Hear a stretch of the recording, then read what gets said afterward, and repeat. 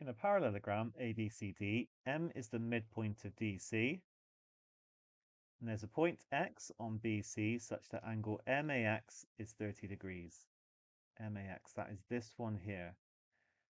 We're also told that angle BAX equals angle MAD, that's indicated on the diagram, and AX equals XM.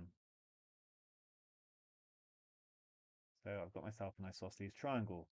Find the ratio of BX to XC.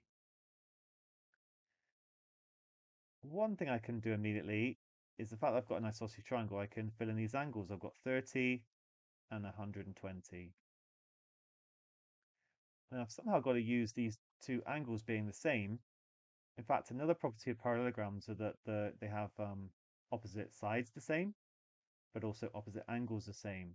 So this angle here is actually equal to this angle here. And I can see now that I've got similar triangles.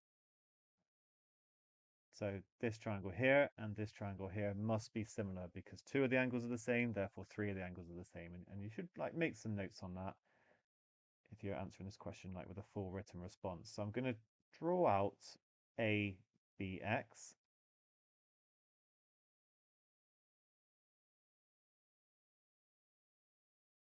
This angle and the purple angle.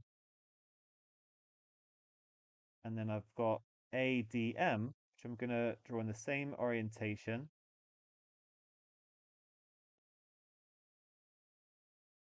So that means I'm going to have to kind of rotate it and flip it around. So D is going to be here and M is here.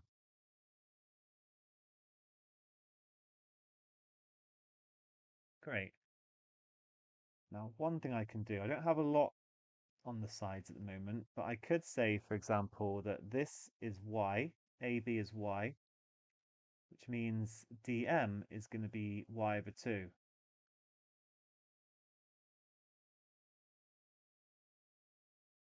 But I don't have any kind of scaling factor at the moment. And this is where the isosceles triangle comes back in. The fact that we've got 30, 30, 120 is actually very important to this question.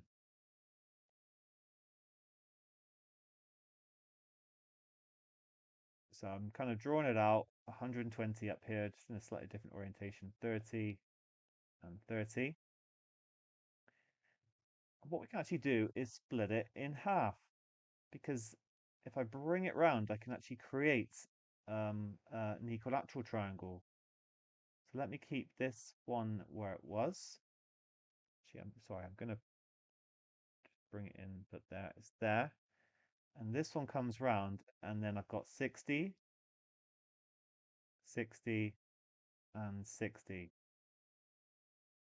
So I'm going to say, without loss of generality, that this length is 2, and this is 2, which means I've got 2 here, and 2 here, and this is going to be 1, which essentially means the height of this was going to be 1 all along. You could also use trig, by the way, to do this, but I'm just doing it by like moving it around. And that means that the length here, using Pythagoras, is going to be 2 squared minus 1 squared square rooted is root 3. And that is this length here. Okay, before I kind of split it in half and moved it round, which means that length, which goes with that length, is actually 2 root 3. Okay, so AM is 2 root 3 and AX is 2. And we've got ourselves our scaling factor. If you don't want to call it 2, you could call it, 2 times x or something like that, a little x. But this is absolutely fine what we're doing here, because remember, we're just finding the ratio. So times by root 3 going this way, divide by root 3 going the other way. And I'm actually very close because it means that AD is going to be root 3y, and bx is going to be y over 2 divided by root 3, so it's going to be y over 2 root 3. And then, so I've actually got my bx, y over 2 root 3. And then XC is going to be BC, which is the same as AD, which is root 3y, minus BX. So very, very close now. Just going to make a little bit more space. So BX to XD is equal to y over 2 root 3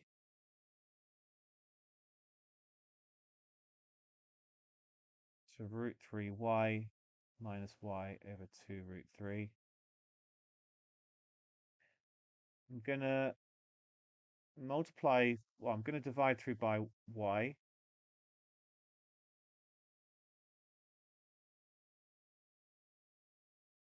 And I'm going to multiply through by 2 root 3.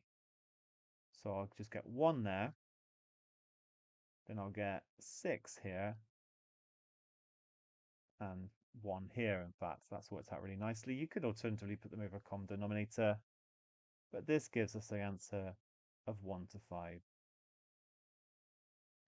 Okay, that is a lovely question. You might first look at it and think, like, where do I even begin? But it's all about just writing down the information that you have, spotting the similar triangles, drawing them out. This is then crucial. Either trig or just imagine, like, this is something to take away. If you've got a 30, 30, 120 degree triangle, you can cut it in half and turn it into an equilateral triangle. Do some Pythagoras, get a side, get the scaling factor, use the other sides, like link them together, and then it all comes together. Good question, well done.